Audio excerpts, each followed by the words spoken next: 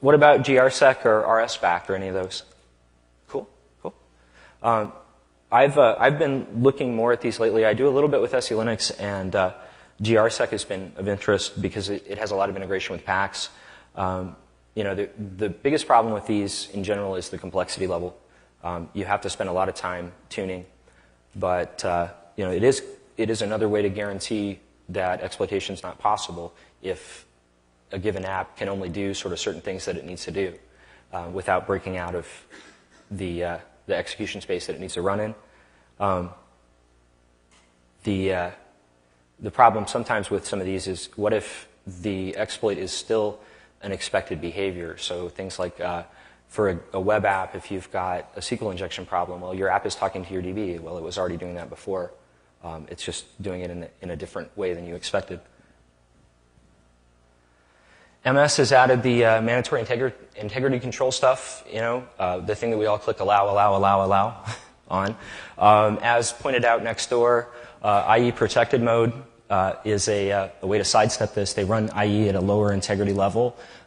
Mike Howard is very hot about this, and I think that they're going to correct it over time. But IE is a big problem for this in terms of all the things that it expects to be able to do that kind of break that model. So they have it in a low security mode. On Big Iron, you've got trusted Solaris and HPUX trusted mode. Same thing. These are going to give you ways to kind of contain what apps can do. Trusted BSD is probably the only, as far as I know, the only Mac implementation. I don't think the OpenBSD guys actually have a Mac implementation as of now. If somebody wants to tell me I'm wrong, that's cool. Mac has no Mac. WWDC, there was an announcement that they were going to integrate an access control model into OS X. With the Leopard release, there's no references to it. So does anybody know if it's in there? Is it in there? Okay, I will change that before it goes out publicly. So there's no docs on your site, dude. So can I get a card from you and send me a doc? So cool, awesome. And SE Darwin was an inspiration for some of these things, which is an open source implementation based on a combination of sort of SE Linux and trusted BSD. And so those were kind of integrated into Darwin. So cool. Into Leopard.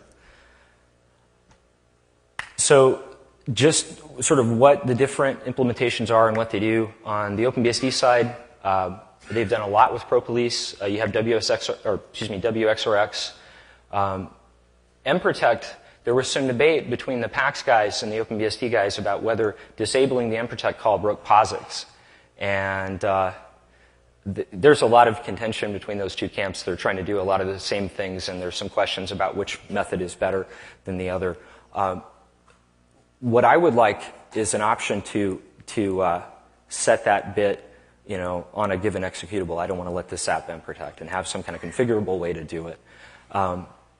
As far as I know, they don't have kernel K-stack randomization in the kernel stuff. So they've done a lot of things in libraries and executable space, but not down into the kernel. And so the OpenBSD kernel has been an area of interest of late. So I think that they're going to kind of extend some of that and add some more bits there. FreeBSD has just an NX bit, and that's pretty much it. If you go to that URL, and this will be out on the BlackHat site shortly, if you go to that URL, there's a series of extensions for FreeBSD for no exec. NetBSD has added a lot of stuff with 4.0. There's that link there is a security focus article about some of the stuff that they've added. So they've kind of improved a lot. It's hard to talk about Linux, right? Because there's so much out there. Ubuntu and Gen 2 Harden are probably the two Linux projects that have kind of got the most aggressive about adding some of these things. John Richard Moser, who kind of runs the Ubuntu Harden stuff, has a lot of really neat things to say about some of these technologies. And actually, a lot of my interest in this was from reading some of his proposals out on the Ubuntu site about how they're going to start integrating some of this stuff. So he really talks about weighing the benefit of all of the exploit mitigation stuff and how much good it really does. There's a lot of consistency issues. I mean, with GCC1 or GCC 4.1, we have the ProPolice integration, but then at compile time, if somebody has a problem with it, what are they going to do? They're going to turn it off. So there's a lot of bug reports about, hey, FStack Protector broke my app, so I turned it off for this RPM. So we'll kind of see what happens with some of those. So Vista, it is a lot of progress, and you know, we're not supposed to bash MS anymore. You know, they paid us all off. I have the invite to the super top secret Microsoft invite only party tonight, and I'm going to DEF CON instead. Sorry, but you know, consistency is probably the biggest problem they have. They seem to be doing a really nice job of building exploit mitigation technologies into their own code, their own services, their own OS, because frankly, it's a PR problem until they solve it. But I think where the exploit space and the sort of the attack surface is going to be is things like Oracle, Symantec, you know, third-party things that are sitting on top of it, which a lot of their technologies don't do a lot for. And you know, the default with that in XPSP2 is protect all system services, all Microsoft stuff. So, you know, I don't blame them, and it is a hard problem to solve. It really is. They have a very diverse user base. They have a very diverse customer base, and that's a lot harder to solve than, say, OpenBSD, where they can say, okay, sorry, it's just going to be broke till we fix it. The Wen Trust or Wayne Trust, and I don't know how to pronounce it, the Waynus guys have an ASLR implementation for Win2K03. So if you're running Win2K03 and you want to take advantage of some of this stuff, look at their stuff. It's very nice. And it will give you, it won't give you necessarily pick or pie in executables themselves, but you will get randomized DLLs and some of the ASLR stuff that's in Vista now. So something to check out if you're holding off on the Vista stuff till you add another 4 megs or 4 gigs of RAM to all your servers. You know. So OS 10, sorry, OS 10 SE Darwin guy. Right now we've got NX in the kernel, and that has been pretty much it. At least that I could find. So in the Mac and Leopard, the question was answered. So there is an access control model for Leopard. So cool, and that is another way to approach this.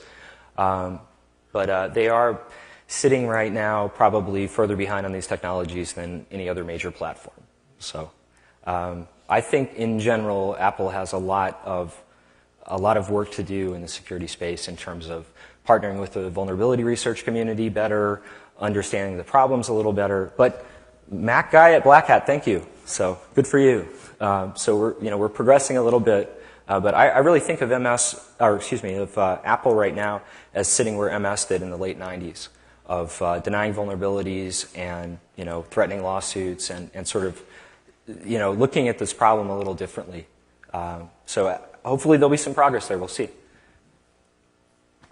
So, just kind of in summary here, all these defensive measures, can be defeated in a vacuum. Like I said, one of the things that I found was that a lot of the talks on this talked about some specific protection, and then here's how we broke that protection. Did anybody go to the Dave Maynard? Not to pick on Dave, he gets picked on enough already, but to the Dave Maynard NX talk a couple years ago? So he did an exploit against ExecShield and how to defeat ExecShield, but he turned off ASLR. And he said, hey, don't worry about ASLR. It's not relevant to the talk. So, I think what you'll find is that vulnprog.c will always get owned. We will always have proof of concepts that defeat some of these things, but hopefully the sum of the whole is greater than its parts, and the integration of all these technologies will make this stuff a little harder to do. Something to check out, go Google for VistaProbe, and it does run on XP as well. I actually have it running on here if somebody just really wants to see me click on it. PaxTest and VistaProbe are both tools that will test for all of the kind of vectors that we talked about. So to look at like how does this particular OS do mprotect? Can we disable things? And it has sort of a whole suite of common exploit vectors, and it will give you sort of a thumbs up, thumbs down, tell you how many bits of ASLR you have, and things like that. There's a lot of debate about it because some people will say it's very PAX-centric, and the tests on OpenBSD don't apply, but it is it's something to give you some basic level of evaluation. There's another one out there called the Attack Vector Test Platform, and there's a Johnson and Silberman talk from about 2 years ago where they went through and ran that against a lot of different exploit mitigation stuff. But PAX test seems to be what most people are using for this. And then VistaPro basically takes some of the PAX test stuff and ports it to Windows. And so you can run this on your box and go, okay, here's how things look. Also, along with this talk, I'm going to have a sleepless night tonight. I had an interest in finding out, how well does this stuff really work. So I proposed to the DEF CON folks that we do stick a machine on the DEF CON LAN built with all of the exploit mitigation technologies that I could possibly shoehorn into it, and put some vulnerable services out there. And actually, kind of a corollary to that, I think either Dave LeBlanc or Mike Howard, one of the MS guys, has a blog entry where he talks about running through some of the different MS security advisories that were for 2K03 and saying whether it applies to Vista or not, which is kind of the same question. So I don't know what I'm going to build yet. I have the box built. But I'm going to probably go for a recent Apache vulnerability, some other recent exploits, and build something with F-stack protector all, aggressive ASLR, all the other things that I can possibly throw at it, and see if it's exploitable. So when I proposed that, the DEF CON guys said, yeah, it sounds really great. We want to promote it and put it out on the website. And I said, I didn't want to make it kind of about me. That was, a little too much spotlight. So I decided, what if we could get, a few hundred other people to do the same thing? So the DEF CON Own the Box contest is kind of a move back to the attackers category and defenders categories that you had in CTF a number of years ago. And CTF has kind of changed now in terms of the way it works. But I was always interested in the defenders category, and there was a lot of neat stuff that used to happen with that. And I think, without being a conspiracy theorist, I think that the fact that Immunix was a Linux project that did a whole lot of exploit mitigation stuff, the fact that the Immunix guys got second place a couple times and started to kind of move up the scoreboard made them kind of start to revisit the rules of this thing and say, okay, you can't run your own box. We're going to give you something to defend. And so the intent of this contest is to kind of bring back the defenders. So we have probably about 20 boxes that are going to be stuck out on the DEF CON LAN. Not everybody is doing ASLR and NX and exploit mitigation, but they're all sort of testing their hardening stuff. And the way the contest works is, if you compromise the system and get a hold of a PGP key pair that decrypts a ciphertext on the DEF CON CD, you give me the plain text and you get the box. Defenders get a T-shirt. So, but in the real world, we don't get a whole lot for the defense side either. So it's kind of the same thing.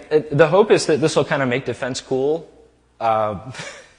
Maybe that's too much of an aspiration, but at least get people kind of talking about it again. So. Yeah, and thanks for sitting in, actually. And I guess if you have any questions, is it about that time? Yeah, you've got time. I've got time? Okay. Shoot. Anyone? Bueller? I think you were first. So you had mentioned that the low rights Internet Explorer Vista was less secure somehow. Oh, cool, thanks. Well, Vista has a mandatory integrity